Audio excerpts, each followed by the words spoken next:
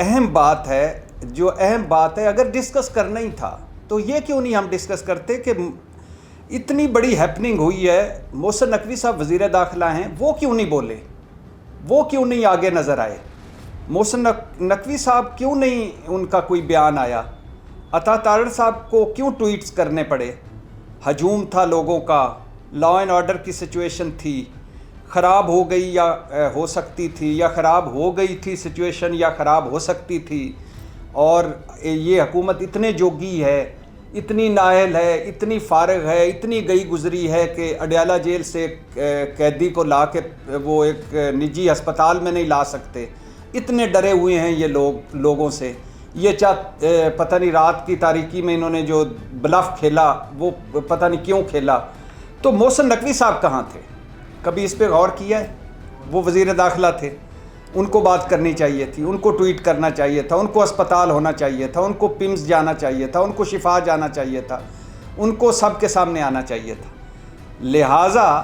یہ بھی تو ذہن میں رکھیں کہ محسن نقوی صاحب کیوں بیک فٹ پہ ہیں، وہ کیوں نہیں پی ٹی آئی کے خلاف کوئی ٹویٹ کر رہے، یا وہ کیوں نہیں پی ٹی آئی کے خلاف جا رہے، تو یہ بھی بڑا اہم معاملہ ہے۔ اب پاکستان تحریک انصاف نے تو جو موقف دیا آپ نے پڑھ کے بھی سنایا کہ یوسف رضا گیلانی کیس میں سپریم کورٹ طے کر چکی ہے کہ جب بھی حکومت حکم عدولی کرے گی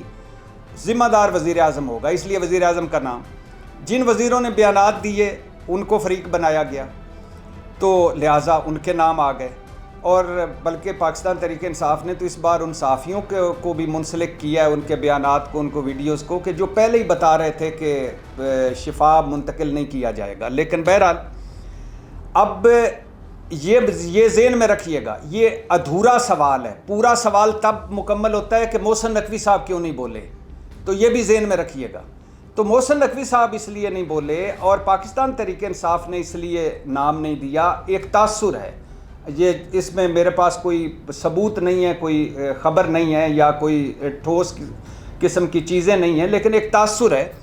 کہ اب پی ٹی آئی نے نظر ثانی کرنے کی کوشش کر رہی ہے اپنے موقف پر۔ اب P T I anti establishment all out اس طرح نہیں جائے گی جس طرح پہلے جا رہی تھی ان سارے معاملوں کو لے کر۔ ایک تاثر ہے جو پی ٹی آئی کے اندر بھی ڈسکس ہوتا ہے، باہر بھی ہوتا ہے، تو لہٰذا محسن نقوی صاحب کو چونکہ وہاں کا نمائندہ سمجھا جاتا ہے، لہٰذا فریق نہیں بنایا۔ دوسری وجہ کہ محسن نقوی صاحب تمام معاملات میں پی ٹی آئی سے رابطے میں ہیں، اور اس معاملے سمیت، اور پی ٹی آئی کو معلوم ہے کہ یہ جو معاملہ بگڑا ہے یہ نون لیگ کے دو دھڑوں میں تقسیم ہونے کی وجہ سے بگڑا ہے، لاہور کا دھڑا، اسلام آباد کا دھڑا، چیزیں شاید اینڈ تک سیٹل ہو جاتی۔ کچھ اڈیالہ جیل سے خبریں ایسی آئی تھیں، نورین نیازی صاحبہ ملیں، بیرسٹر سیف ملے، تردیدیں بھی آ چکی ہیں، لیکن بہرحال، اور جو عمران خان کی گفتگو تھی، پھر اس کے بعد جو ایک دھڑا تھا وہ چاہتا تھا کہ ہمیں یہ منوعن عمل نہیں کرنا چاہیے، نظر ثانی کی اپیل کرنی چاہیے، لہٰذا پی ٹی آئی کو پتہ تھا کہ صورتحال کہاں سے خراب ہوئی ہے، تو وہ محسن نقوی کو انہوں نے نہیں بنایا فریق۔ اور آخری وجہ کہ اس سے آگے بھی بات چیت جو ہے، وہ معاملات ہیں جو ہینڈل ہونے ہیں یا ہو رہے ہیں یا چیزیں آگے بڑھ رہی ہیں، وہ محسن نقوی صاحب کر رہے ہیں، لہٰذا انہیں آؤٹ رکھا گیا۔ تو ذہن میں یہ رکھیے کہ چلو پاکستان تحریک انصاف تو مجبور ہوئی، چلو پاکستان تحریک انصاف تو اس وقت جو جبر کا شکار ہے، لیکن محسن نقوی صاحب تو اقتدار میں ہے نا، محسن نقوی صاحب تو وزیر داخلہ ہیں، محسن نقوی صاحب تو پاورفل ہیں۔ تو اگر محسن نقوی صاحب آگے بڑھتے نظر نہیں آتے، کوئی بیان نہیں دیتے اس معاملے پہ، کوئی وہ اپنا موقف نہیں دیتے، یا ایک قدم پیچھے ہٹ کے کھڑے ہوتے ہیں، حکومت اور بتا رہی ہوتی ہے وہ چپ ہوتے ہیں، تو پی ٹی آئی بھی اس پہ چپ ہے، تو اس کا مطلب ہے کہ آگ دونوں طرف سے لگی ہوئی ہے، محسن نقوی صاحب بھی چپ تھے اور پی ٹی آئی بھی چپ تھی۔ محسن نقوی صاحب آپ کو پتہ ہوگا کہ وزیر اعظم شہباز شریف صاحب سے ملے تھے چند گھنٹے پہلے اس منتقلی سے، تو مجھے جو اسلام آباد میں لنگر گپ چل رہی ہے وہ یہی چل رہی ہے کہ محسن نقوی صاحب نے پی ٹی آئی اور پی ٹی آئی نے محسن نقوی صاحب کو، دونوں اس بات پہ متفق تھے اور دونوں کو یقین تھا کہ شفا ہی منتقل ہوں گے، تو لہٰذا محسن نقوی صاحب بقول پی ٹی آئی کہ وہ، اور پی ٹی آئی نے نعرہ بھی مار دیا تھا کہ اس وقت چل پڑے ہیں، پہنچ گئے ہیں، منتقل ہو گئے ہیں، तो राब्ते में थे मोहसिन नकवी साहब और पीटीआई। सिक्योरिटी का मामला तो था नहीं, सिक्योरिटी का कोई मामला इतना बड़ा होता तो मोहसिन नकवी साहब आगे आते। तो बहरहाल ये जो इमरान खान की मुंतकिली थी शिफा में या पिम्स में और सुप्रीम कोर्ट का फ़ैसला, यही एजेंडा था उस वक़्त मोहसिन नकवी साहब और शहबाज शरीफ साहब। मीडिया ना उठाता।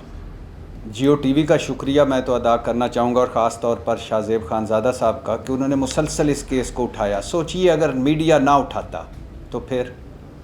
इंसाफ मिल पाता, इतनी पेशरफ्त भी हो पाती जितनी हो रही है या जितनी हुई है। और दूसरी बात ज़रा सोचिए उस फैमिली की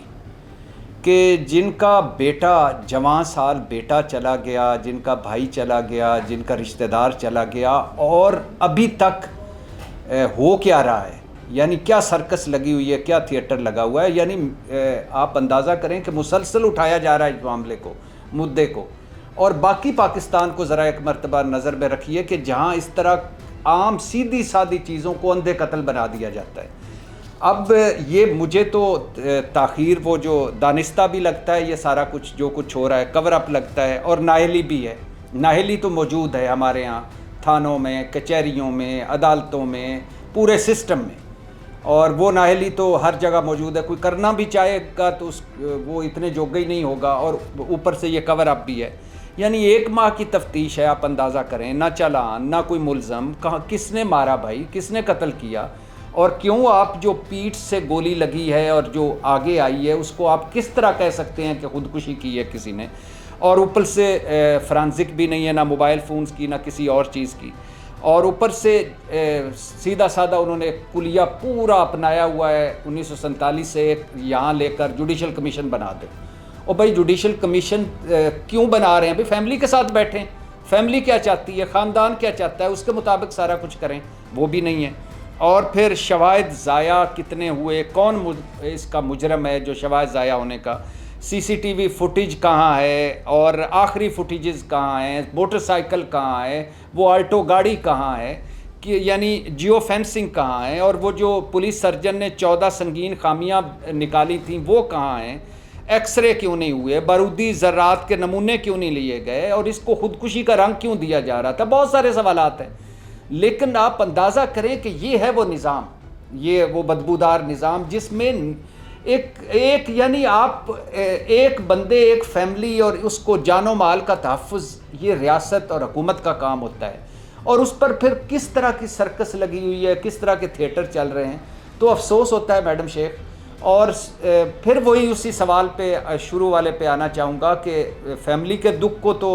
वो तो कोई खैर बदावा ही नहीं हो सकता, लेकिन अगर किसी चीज़ के पीछे मीडिया भी खड़ा हो